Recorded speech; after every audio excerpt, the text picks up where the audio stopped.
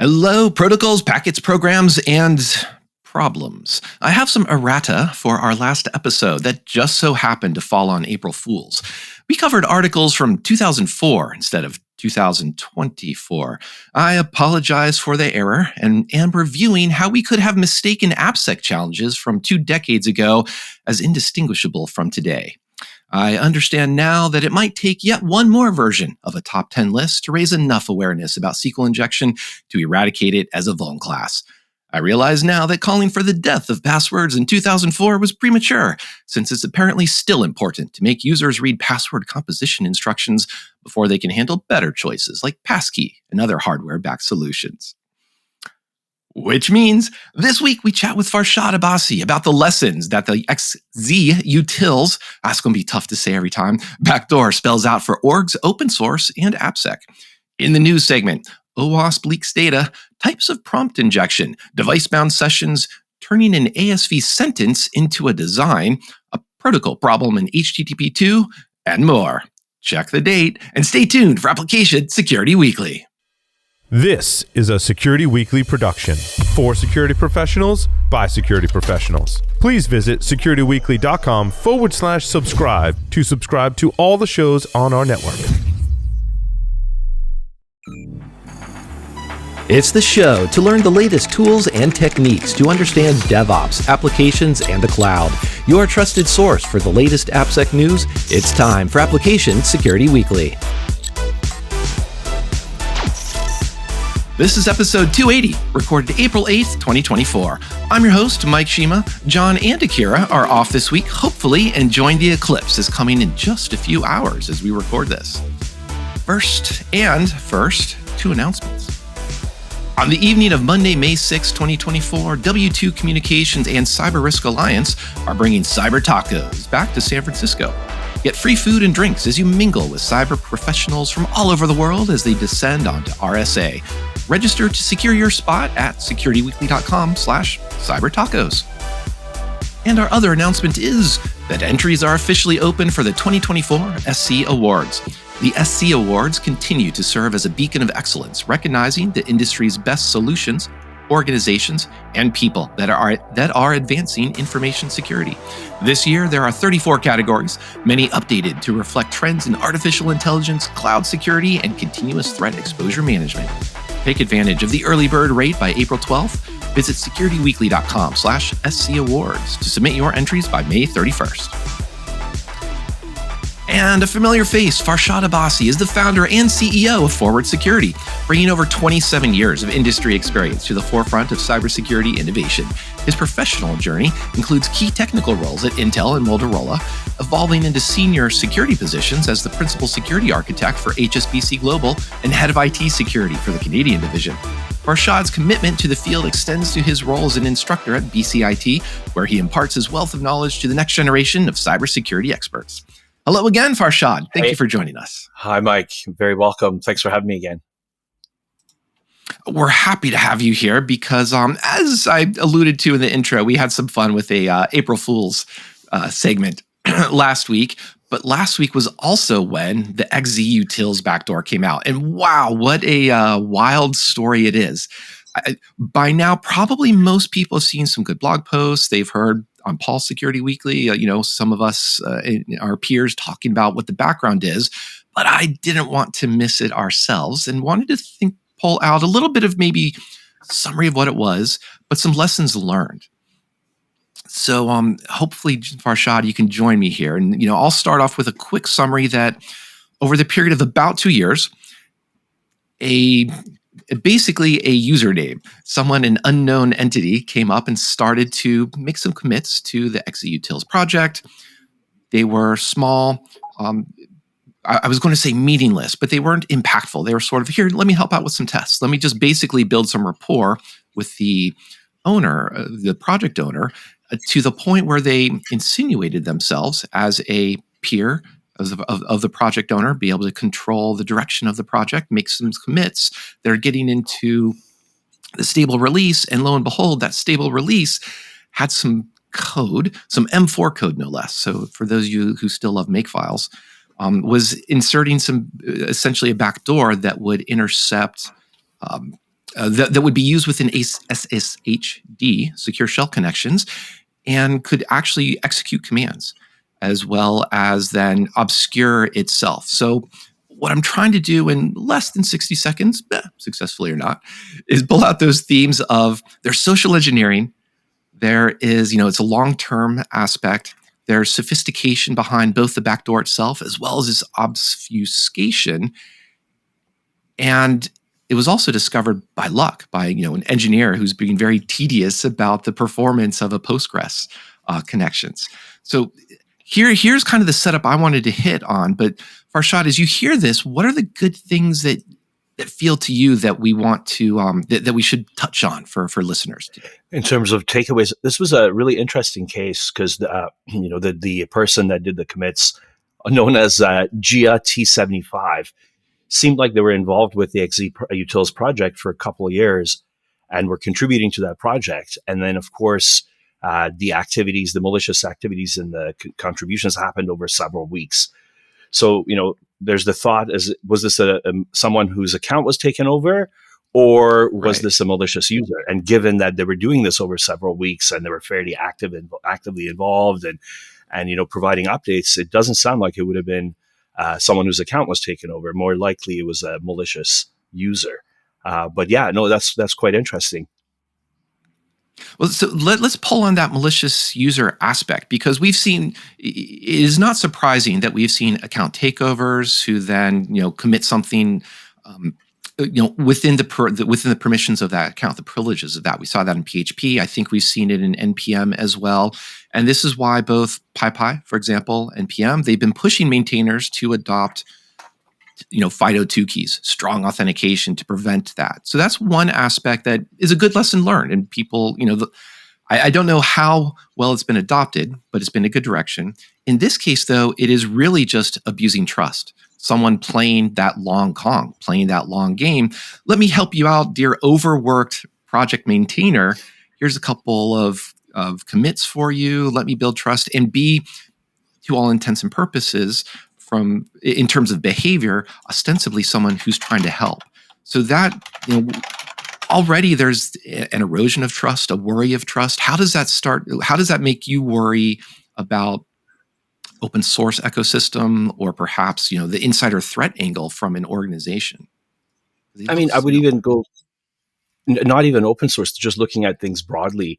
You remember, Mike, last time we were talking together, we were talking about that project I'm kicking off, the secure pipeline verification standard. I did a talk on that, and one of the key things one of the biggest takeaways from securing your pipelines was that you need to have controls that you shouldn't just allow anyone to check code in and have it get accepted and merge that to your master, right? If we look at the code cov breach and some of the even non-open source projects, oftentimes someone does a commit, right? Let's look at SolarWinds. And if that goes unchecked, if there are no gates, there's no manual code review or automated security checks, that gets accepted and it gets pushed in, it gets packaged and it gets rolled out, right? Which is almost what happened here. So I think regardless of whether it's an open source project or commercial project, it's really important to have those checks and balances and those gates in place. One of the really important ones being a manual code review, so that when something is submitted, that's reviewed to see whether there's something malicious in there or not. I know that's time consuming, but it's really worth saving us from all the damage that comes out at the end if it's not done so. So you mentioned SolarWinds, which is a great comparison here, because as you mentioned, like in the pipeline security of that was post-commit. During the build process, it was doing some in-memory shenanigans, to use the technical term, of modifying the code. And that's where it was inserting the backdoor. In this case, it was in some of the tarballs that were used for testing. So it's one of those things that's not, it was code that was submitted, but it's not part of the source code per se that is being looked at, reviewed on a daily basis. And that was also something that obviously very clever on the part of the attacker, but one of those things that possibly you don't always, maybe we as the AppSec industry I'm getting at, don't always think, oh, we should be reviewing every single part of that, or there was a miss here. So I do like the idea of shifting to what can processes do better, what can tooling do better, rather than just this is a pure people problem. I think there's a lot of areas that we leave unchecked. I mean, I'm going to use that code cov breach as well example again. In that example, what they'd done is there was a hard-coded credential in the Docker container. And it's often things that we may not check through source control, right? It's like, hey, maybe someone was packaging this Docker container after the fact and injecting some credentials in there. That doesn't go through the regular checks and balances. So it's really important to look at our threat model holistically, saying when we're building software, where should the gates be, and not just looking at the regular pathway of the actual application. Hey, sure, our source code should go through those gates and manual code review, but what about the containers that we're building that aren't necessarily going through that same pipeline, or the tarballs, or the other artifacts that we're generating that aren't necessarily covered by that? So I think doing that threat model, looking at what are the potential attack vectors, how could someone inject something into our application or its periphery, and do we have checks and balances at all those places to catch them before they make their way into production? In this case, what the attacker did is they added some obfuscated code. It was a sort of a multi-part attack, right? They added that obfuscated code, and then that obfuscated code allowed something else to run, which they added later. So all those things need to have gone through some sort of a verification or some sort of check. Yeah, and some of I'm going to use the word fun because it is really clever. So kudos to the cleverness of the attack, despite that kept a lot of people up late and had, many had a long weekend on that Friday afternoon. But that obfuscation also went to the degree of some commits to OSS fuzz.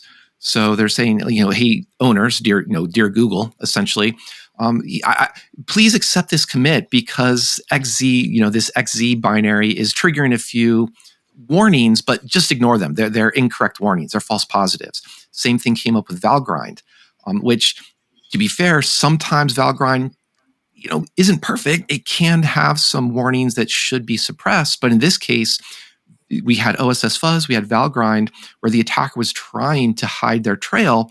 But we had one security tool, OSS fuzz, one non-security tool, Valgrind, that were detecting this activity. So I'm not sure what I want to build from that, other than we have tools out there, but it's sort of like, how do we figure out this is the one we have to pay attention to, this type of warning versus, oops, this is a trusted peer who's saying, oh, I looked into this.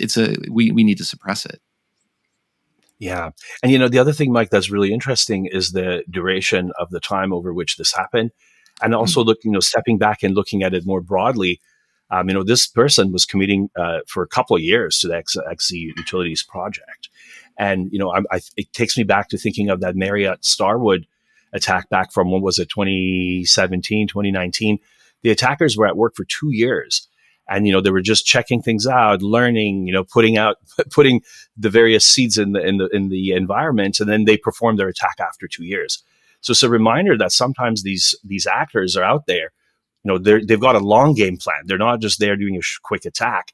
This is a long game. Like these people are agents.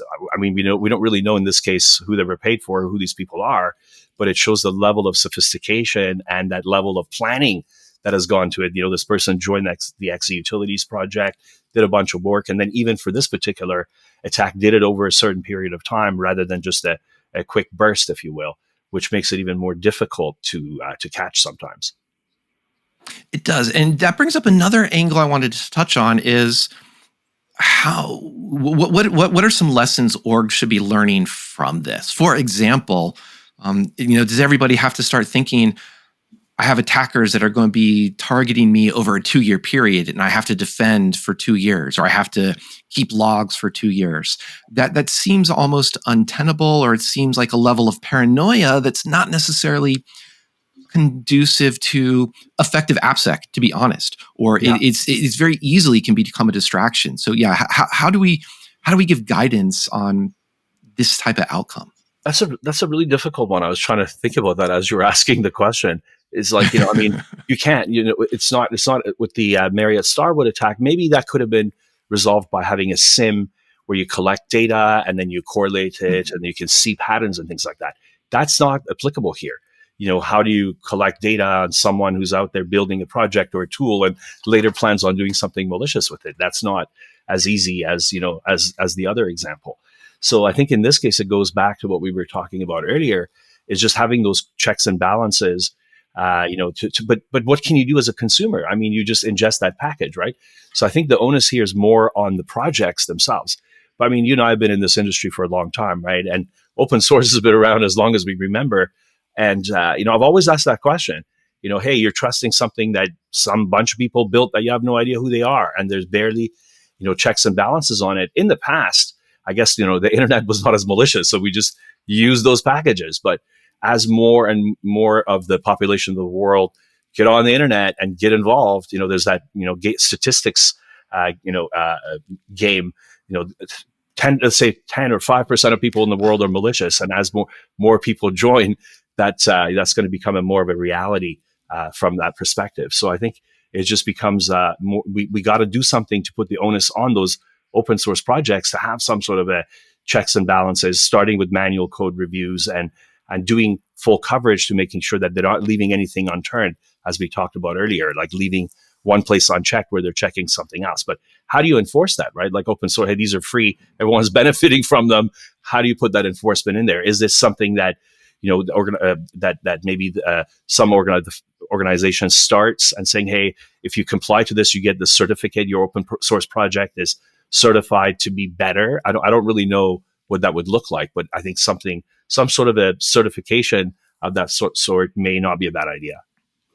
And the OpSSF has some activity around that I want to come back to in a second. But I want to pick up on the code review aspect, because that's one of those tough things, because it's very hard to say, well, just look harder. You've got all these code, just look harder, because very purposefully, even in this attack, the attacker had some sock puppets that came in and said, hey, how come this wasn't merged? Can you merge this now? This has some great features. And they were doing this with, upstream, that's like right. Getting Debian, I believe, and Red Hat to say, hey, but look at this. This is some great code. Like, just merge this, get this version, this latest version of XZ has some great features. And, it might do that as the selling of great features, or a bit more, call it bullying even aspect. Yep. Of like, why is this taking so long? This is taking, you're so lazy. Like, this is just a small change. Just do this. And that's something that's really hard to balance with humans if we're saying, well, manual review it harder, because there were some suspicions that came up. There was some initial resistance, and this is how they came over it. So if we talk about that angle, I'm curious, can we, how much can we still just rely on the manual review? Yeah, that as we were saying that again, Mike, I was thinking, I'm like, sometimes there's only so much you can do in terms of preventative, right? And I remember Bruce Schneier, there's a quote from him that says that, your best security is how well you fail when the breach happens. Like, you can put all the controls in the world that you want, but at some point, it's not a matter of if, it's a matter of when. So good security would deal with that blast radius better. So sure, okay, so code review, let's put it in, okay, it's a good idea, but like you said, it may not catch everything. In this case, the actor was pretty sophisticated, went into some projects, say, hey, Valgrind is not working. And then the reason it wasn't working is because of the obfuscated code that the attacker had introduced, right? So kind of setting themselves up for it. So the other thing for organizations to think about is, let's say that fails. Let's say you have that problem. How well have you set up your systems? How well is your software segregated? Where can they go from there if this problem happens with the open source components that you're using? And I think there's a control in OWASP ASVS that talks about that, is that, hey, making sure that, things that have open source or that are less trusted are segmented in a way that minimizes that damage to the system overall. So I think that's something really important to keep in mind when we're designing our systems. Blocking egress, right? So if something happens, can they just go out of your system and send everything out? A lot of organizations we work with, they haven't taken care of that property. The egress is open, so if there's a vulnerable package or whatever, the actors can go wherever they want. So I think you need to design your system so that is not a possibility if and when that happens to you. And that's a wonderful point to bring up, because that blocking egress traffic is something that is, I'm going to hand wave a little bit. It's easy to do. It's easy to say. It's relatively straightforward to do, I want to say, especially in cloud. I know we're going to get feedback on this, but blocking egress is a very solid, secure design, secure countermeasure, and it's a good detective control as well. If there is some outbound ping, some outbound traffic from this, we'll say, oh, none of our systems are supposed to be beaconing out what's going on here. So it is a great point to say, we're not going to try and prepare for the next exact replica of the XZ Utils, like the WY or whatever it's going to be, but we can look at behaviors, figure out how well protected are we against the behaviors of what the attacker wants to do once they get that initial access. And I think that's kind of one of the messages I really wanted to emphasize in this particular discussion. Absolutely. Yeah, I totally agree. There's another, so let's go to the OpSSF, because you had mentioned, for example, who's shepherding this, and hopefully one of the takeaways is not that open source can't be trusted ever, that open source is too dangerous. You get what you pay for. These are cliches that, as you said, we can probably remember from 20 years ago, if not earlier. I think open source has won the argument by de facto. It's everywhere.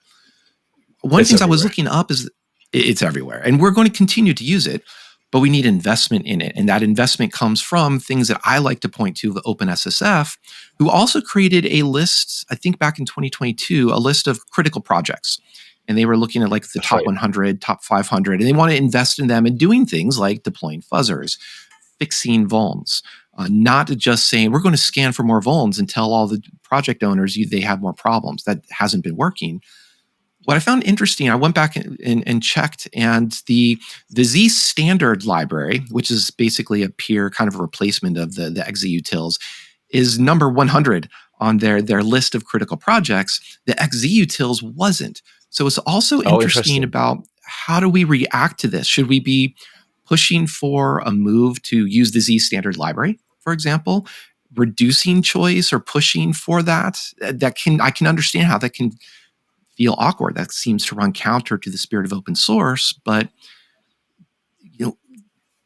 what should we do instead? How should we tackle this from the open source supportive perspective? Open source supportive perspective. I don't know if I have a good answer to that, Mike. I don't. That's why I asked you. Try to prioritize. Yeah, because it's like, how do we even know? I guess that list of the most important projects or whatever you call it, that's one place to increase that awareness. But can you enforce that? Can you say, hey, you should use this instead of that? Like, where does that enforcement even begin, if you will? And I had a question for you. So did that list start because of that whole Heartbleed issue back in the day? Like, what was the prompt for them starting that? It was definitely inspired by Heartbleed and similar issues like that. The prompt for this was OpSSF saying, we want to invest and grow the open source security community. And they started with something like the OpSSF scorecards, which looks at a couple different properties of repos, how well maintained, how up to date are they, do they take care of known vulnerabilities, are they running vuln scanners, et cetera. And then they were also saying, well, we have a huge population of open source projects out there. What are the most critical ones? What are the top 100 or top 500? And they went through like Python, NPM, just to say these are the packages that are most used. It probably makes sense to focus and prioritize our attention on these most used packages. And so in the past year, that's where we've seen also investments in either financing some rewrite or refactoring into memory safe languages, supporting efforts that say, we're going to do a security audit, but part of that security audit is also going to set up a long-term fuzzing for you. So fuzzing can be an ongoing check for your project rather than just do a one-off pen test, essentially, or one-off code review and walk away. So these are the types of things that I think are really healthy, but they take money and they take support. Yeah. And clearly XZ, one of the angles here was overworked project maintainer working essentially on his spare time. And that's a really great target for attackers like this to go after. Yeah, going back to your question earlier, like, hey, if there's an alternative for a particular utility or something like that, and here's the official one, here's the non-official one, and maybe you should be using the official one instead, et cetera, et cetera. Doing that manually is going to be a nightmare, right? Like if I were to, as a user of that system, I'd have to go manually check a list and see which tool I'm using. But if there was a way to automate that, right? If there was a way for that, like, hey, I can run a check and then there's a service on the other end that just sends me a yes or no, or maybe it's an automatic part of the deployment saying, hey, here's the official tools and here's the unofficial tools. You know how when you try to install a driver on your Windows, it'll sometimes pop up, say, hey, this one's not signed. You want to go ahead and use it at your own risk? You're like, yeah, sure, I'll go ahead and use it, right? So it gives you that warning. So something like that is like, hey, this package is not the official one. You're about to use this. There may be some risks. So just automating that, sort of letting users know what they're about to get themselves into. If someone says, you know what, I'm okay with it, well, then they're taking that risk, right? And otherwise, they would choose to go with the packages that are sanctioned officially. Yeah, and I think that's where I forgot to bring in too. Google has a project about their building and going through reproducible builds, giving the provenance of some open source projects as well, and saying here are sort of trusted builds of these areas of these binaries. So that's a good thing. I guess one area that I wanted to make, SSHD, for example, a pretty critical remote administration tool, very important. We covered back in middle of March an article about sudo being rewritten in Rust. One of the gists of that wasn't so much that it was saying, we need to go into a memory safe language. It was our first round iteration of rewriting this. We had over almost 135 or so dependencies. First part, transitive dependencies, etc. We think that's probably pretty bad for something like sudo. Let's go and refactor some code. Let's see how many dependencies we can get rid of. They dropped it down to 3. And that seems like that secure design, which I would advocate for. Clearly, it takes effort, but it's more of that idea of, rather than just have that pop-up window, hey, Farshad, do you want to accept this risk? What if we just minimize that risk by default, and in a way making that decision for the users, but doing that for something that are critical infrastructure, like a critical service like SSHD. So that is one of the lessons that I wanted to remember to bring out of this. Right. That's a good one. And I think, so as we sort of trying to mentally wrap this up, we've got in a 2-year long attack, exploiting trust, exploiting that social engineering aspect of people overworked, open source is underinvested. What are some, what are some takeaways that you would hope to leave with our audience, or even if they're just those rhetorical questions? And I'm asking this in the spirit of, hopefully no one is saying open source is doomed. We should be avoiding open source. It's dangerous. We need to embrace it and support it. And it's code like all the other code that we're running that could be also exposed to insider threat, account takeovers from internal coders at a large organization. Yeah, as a consumer, there's not much you can do aside from what we talked about, is making sure that you put in measures that if your system blows up, that the damage is minimized, right? Like that's as a consumer what you got to do. Being aware that, hey, this is open source. At the end of the day, there may be some vulnerabilities in it, and you design your system in that way that you're, number one, you got that segregation, and also you're looking at what's coming and going out of your network and logging. A lot of application developers that I speak to don't really log properly. Logging that stuff and then aggregating it with your infrastructure logs, just to see if they did break through and they're doing stuff, what is happening within your application, and how does it relate to what else is going on in the rest of your network. That's, I think, really critical. So that's what you can do as a user. And then, of course, you can advocate for open source projects to have the kinds of controls that we were talking about as well. So, if the community gets together and creates a voice and really pushes for that, then hopefully we'll see some change. But otherwise, it'll just be status quo as it is. Status quo. Hopefully, yeah. And for listeners who are enjoying the last week's episode, one of the subtle themes was, covering the news of 20 years ago. Feels almost like status quo in the sense of just, we need more security awareness. Here's PHP supports, prepared statements now. Use prepared statements. MySQL, SQL injection is going to go away in 5 years. Probably, I think, yeah. With the benefit of 20 years later, we can tell that didn't happen. So hopefully there's good lessons learned here, and that you were highlighting about, egress filtering, good logging, observability. So we have those detective aspects, and paying attention to our tools, paying attention to those OSS fuzz, Valgrind errors, and figuring out, these are things we should be paying attention to. And then the trust in human relationships, that's the one that's probably the intractable part. Yeah, exactly. So going to trust you, Farshad, to bring us out of this segment on an optimistic angle. Are we going to see? We're probably going to see more attacks like this. I'm sure we're going to see some Black Hat or DEF CON presentations on how someone else would be clever, what they would target. But we want to have things be secure by design, secure by default. That's a nice marketing hand-wavy way to say things. Is there something more optimistic you could point to or give us hope for about this?